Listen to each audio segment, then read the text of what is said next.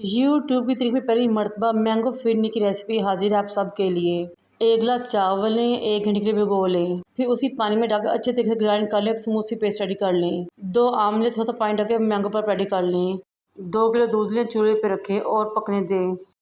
4 से 5 इलायचियाँ डालें। फिर आप इसमें 3 table spoon dry milk powder के शामिल करें। फिर चावलों की पेस्ट इसमें आहिस्ता से शामिल करें, चम्मच को मसल लाते रहें यहाँ ताकि चावल मसल से पकते हुए गाढ़े हो जाए, हमारी फिरनी रेडी होना शुरू हो जाए।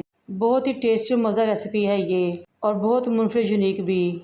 2 कप चीनी शामिल करें, मिक्स करें। जब चीनी का पानी ड्राई हो जाए और फिरनी गाढ़ी हो जाए तो मैंगो पल्प इसमें शामिल कर दें। मैंगो पल्प डालने से फिरनी अगेन पतली हो जाएगी, लेकिन आपने उसको मज़ीद आधा घंटा पकाना है और गाढ़ा करना है। केवड़ा एसेंस के 2 से 3 ड्रॉप्स डालें। जब बड़े बड़े बबल्स आना शुरू हों तो समझे कि हमारी मज़ेदार सी मैंगो फिरनी रेडी हो चुकी है। बोल में डालें, एंजॉय करें और मेरे चैनल को लाइक